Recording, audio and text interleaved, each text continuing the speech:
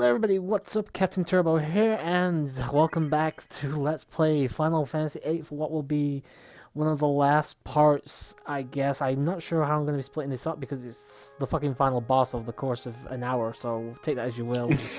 I am joined on my venture, as I always am, by Red Nova. Hello.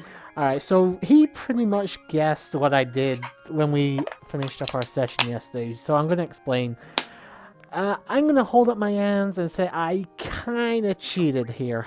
Not exactly cheated, but kind of cheated. I tried this final boss. I must have done it about 40 times, if not 50, closer to 50 actually, before I decided to give up. I went about 30 times, then I thought I can't do this with any strategy. I'm going to have to grind a little bit for spells and stuff. That helped to an extent, got me a little bit further, but I couldn't do it. And again, up to 50 times, and I just got tired of fucking trying over and over again and constantly just fucking up. And I obviously just got myself into a no-win situation with my setup. Yeah. So, I may have cheated, as I said, a little bit, and I went and got a save file of GameFAQs. And the save file I got had pretty much everything. Every fucking spell, every well, not material, every summon, every weapon upgrade, pretty much everything you can get in this game. This save file has it. But it was basically either do this or see if I can find somebody's video who wouldn't mind me taking it of the final boss fight. And I didn't want to do that. I at least wanted to beat the boss, even if it wasn't under my own power, if that makes any sense. I am a little bit ashamed of it, guys, but here's the thing. It would have taken me days of grinding and having to start again and make sure I get everything this time. And I didn't want to do that because you see on like 14, I'm not particularly a big fan of this game, so yeah, fuck it, this is what you're getting. If you don't like it, I am sorry, but it is what it is. I was saying this to Nova and Opie when we ended the call yesterday, and I think I may have even said it on the video. FFA drew me in with a false sense of security because of how easy the first two discs are. That I thought that the final boss would be a fucking cakewalk, at least somewhat easy.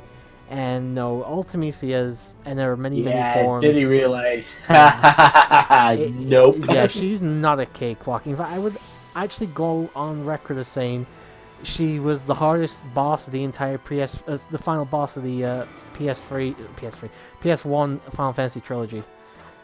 Sephiroth is a very easy thing to do. You can just get Knights of the Round and master it, and that should be enough. The final boss of 9, I actually didn't have any problems with because I had auto life on everybody, so everybody kept getting health back all the time. I remember that strategy pretty well. But this, I could not for the life of me come up with a decent strategy that was enough to kill her entirely. So I need to point something else out here. Whoever had this save file had the game on max speed for the battle system. So that's why the things go really fast. Skull also has auto haste on, which I forgot to take off. I didn't need to have it on. So I basically make this fight last even longer, ironically enough, with the speed on max, because it means I have less time to think about what I'm doing, which with me is not a good idea. But we have the first of, I believe, 4 forms for Ultimisia. Yep. First of 4.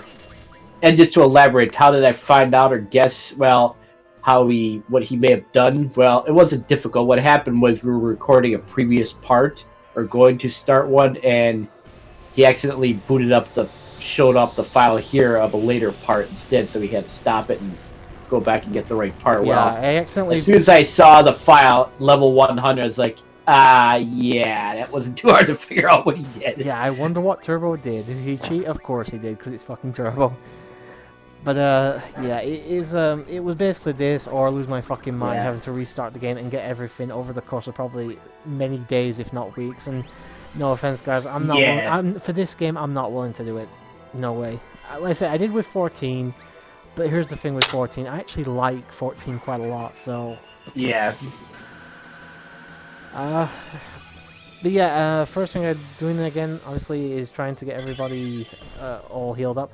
Or at least all protected up and all that shit. Yeah. I know a lot of speedrunners like to use Irvine here because of his limit break with Yep. the shotgun thing. I Yeah. don't think I actually managed to show that off because I was always worried that he was going to be like one hit away from death, so I never wanted to risk it. I just wanted to base because here's another thing I don't like about 8 is I don't like the leveling system. Like it doesn't because in every other Final Fantasy game you can just if you're having trouble with strategy, you know, you're trying things, nothing's working, then you at least can fall back on the good old, I'm just going to get strong enough so that everything I hit basically goes down in one hit. You know, just basically get overpowered. That is basically my go-to if I'm not able to come up with anything. But the problem with 8 is I can't use that strategy. The game levels up monsters and bosses with you, so even if you are max level, it's not really going to mean much. And I really don't like that because it means my biggest strategy has now gone out the window for the game. So I'll talk about that a bit more when we get to the credits and stuff, but yeah, I'm fucking so annoyed. Oh, by the way, yes, Squall does have the lion heart, as you can see there. Yep. The You can glowing tell blue by the blade. gun blade he had. That's the only one that looks like that. I wouldn't even know how to begin getting that in this game. Yeah. Well, obviously, to get any weapon, you need the proper weapons monthly magazine. Since that's the strongest. Oh, by the way, this is a transition to phase 2. Yep.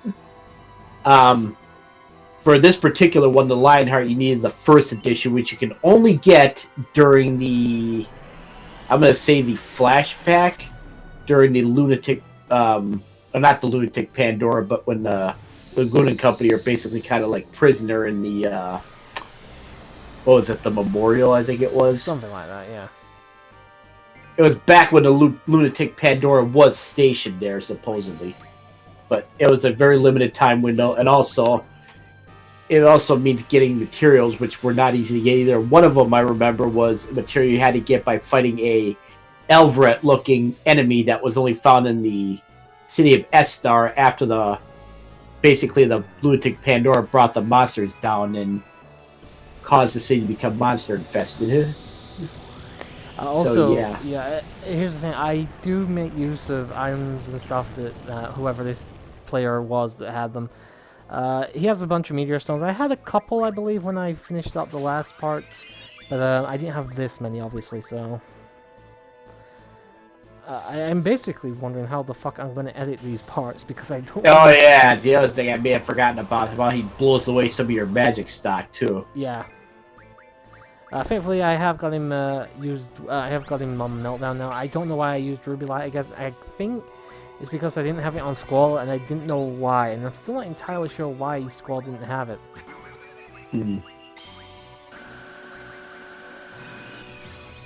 The big issue, though, and one of the it's because Irvine lost it. The other issue is because the characters are max health, max level like 99 and stuff. It means that Ultimecia's forms all have really high HP and stuff, and it's going to take a while to whittle her down. Which is one of the reasons people prefer to do low level runs of this because she doesn't have quite as much HP. Or at least low enough level runs. Oh yeah. No, it's that level 100. Well, I have seen a couple people do like sub-level 10s in this.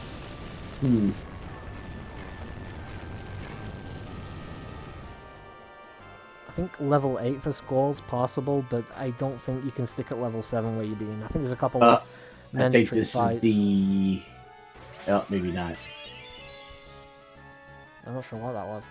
Oh, it's the Biola. I was thinking before what it actually turned out to be was knocking her magic away. I thought that was going to be the trademark move this guy was going to use, but I forget that when that happens, the screen also gets affected at the same time, which it hadn't yet. Namely, the background and the surroundings. Spent all that time drawing just to get one fucking Cura. In fact, even though I haven't played it in a while, I do remember how it shows up. I'll transition to his... Also, I believe... Sorry. I was going to say, I believe you can have a character knocked out. They might get... Oh, speaking of which, yeah, here it is. Coming up here. This is basically usually... I think I got past this movie's about to do once. on my own file, and that was it. I got to the third form once, and that was as far as I ever got. So. Oh yeah. Yep. You want to know something bad's about to happen? See the screen shaking like it is now. Yeah. Shockwave. Hello, Shockwave Pulsar. I mean, don't get me wrong, it's a pretty move to watch, but fucking hell. And also, fun fact, there's an item in this game that can be found that can allow Quistis to learn this as a blue magic. I bet it's not nearly as powerful, though. No, still, it's supposed to be your strongest blue magic in the game, if I remember. Oh, yeah. Irvine dead. Yep. Quistis with low health is surprising, because I think she had less max health than Irvine did. Yeah, I'm not sure. She might have higher... higher vitality or whatever the probably, or Irvine took some hits that lowered it just enough.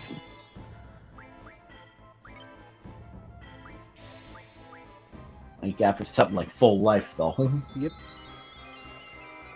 Now it revives and restores them all the way to full. Well, here's the thing: Irvine is more important in this than Quistis is, because Quistis only hits for about 1500 attack. Yep. Well, that was 1800, but. Well, almost 1900, but the same thing. Irvine's hitting for 3,000 to 4,000 per hit. Squall obviously is hitting between 8,000 to 9,000, 9,999. What you know, 10,000, 9,999. Fucking hell, I can't even English. Freaking limit cap damage. Yeah, I really don't like that. Yeah, that's one thing I'm glad they introduced, and basically started at FF10 about breaking the damage cap. You can actually move past there. Yeah, but it wasn't. You could still only do up to like 99,000 damage. Well, 99,999. Yeah, pretty much. Yeah. Even then, that was still a lot. Oh though. Yeah, but that's only because the game compensated for that by giving the fucking monsters more health, though. Yeah. Yeah, because when I streamed FF10, I got one of the character's best weapons, the one for Auron, because it allows you to, well, getting that one was like the less of a, probably the least of a hassle out of all of them. Probably. Because I just had to deal with enough monsters for the monster den or whatever it was. Because otherwise you got trying to get tedious, which is freaking doing the chocobo thing, and that can drive me insane trying to get the freaking time on that. But all those legendary weapons, all have been good with breaking the damage cap on there, so... When I saw that, I was like, oh yeah, let's go. As you can see, though, this second form does take a long fucking time.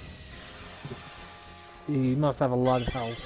Well, the other thing is you're fighting normally, now you haven't, like, tried to employ the limit break tactic either. Yeah, I'm always a little bit on the edge, because here's the thing, if a character gets knocked out, you can lose them permanently from the fight, so... Yeah. It's a bit risky to have your health so low in this fight. Well, I'm just talking casting aura, because it does increase your chances of getting a limit break. Here's the thing, that I tried that, 9 times out of 10, it did jack shit. I don't know if I just got really unlucky or not, but it was like the fucking thing didn't ever want to work. Here's another Shockwave Pulsar. Genius 2 times in one fight. That's it. Let's just show you. Even when I'm... Oh, yeah. That's why Irvine got knocked out. That thing did like over 9,000 damage to him. So, we did manage to knock out Griever, though, as well. Yep.